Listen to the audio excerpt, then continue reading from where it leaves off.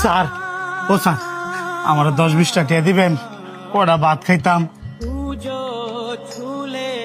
10-20 টাকা ভাত খাওয়া যায় রে? দামদামি করার আর জায়গা পাস না। তোর যে শৈল, তুই যদি পরিশ্রম করস তাহলে তো ভালো ইনকাম করতে পারবি। স্যার, আমি তো আপনার কাছে ভিক্ষা চাইতাছি না, কটা ভাত খাওয়ানোর লেগে টিয়া চাইছি। আপনি যদি টিয়া না দেন, আমার কটা ভাত খাওয়ার ব্যবস্থা করে দেন না স্যার। আমি তোর কইতে ভাতের ব্যবস্থা করে দিমু।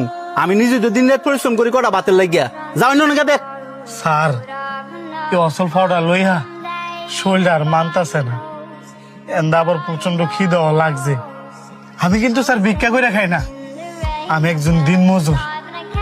আজকে কোনো কাজ পাই নাই, এ কারণে বাধ্য হইছি পেটের ক্ষুধায় আমার কাছে হাসপাতাল লেগে। হ্যাঁ, কাম না করলে ফেটে খাওয়ান যুক্ত না। পৃথিবী বড়ই কঠিন। যা যা গিয়া কাম বিছে গিয়া। এই যে ভাই,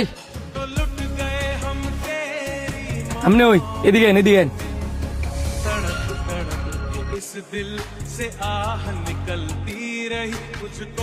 কি ভাই, আমার আপনি ডাকলেন কি লেগা? হাতগুলা ধরেন, এই যেন পানি আছে, বসে বসে খান।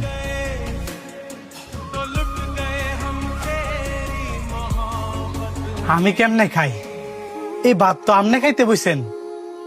আমি খাইতে বসছি দেখে কি হয়েছে? আমার খিদার চেয়ে আপনার খিদাটাই বেশি। ধরেন, তাড়াতাড়ি বয়ে খেয়াল। ভাই, আপনাকে যে আমি কি কমু আমি নিজেও বুঝতেছি না। আপনার বোঝা লাগতো না, ভাতগুলা খাইয়া আমার লেগে দোয়া করেন, তাই লইব।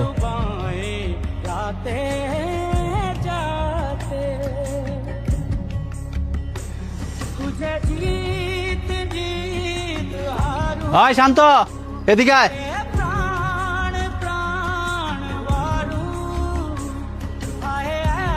আপনি বসে খান, আমি দেখতাছি। জি ছোট সাহেব বলেন। দিন দিন দেয়া যায় দরা তুতলায় পড়তাছে। এই যে তুই তোর বাগের খাবার তারেক জন্য জ্বালাইছস, তোর লাগে কি বাড়ির ভিতরে এক্সট্রা খাবার আনতে তুইছে? না ছোট সাহেব, ওই লোকটা তো আমার চেয়েও ক্ষুধার্ত, এই কারণে আমার বাগের খাবারটা ওই লোকটারে দিয়ে দিচ্ছি। আবার মুখ কথা কস? ভাত গুলা আয় করতে তুই কি ঘরের ভিতরে চাল কিনা তুই যাস?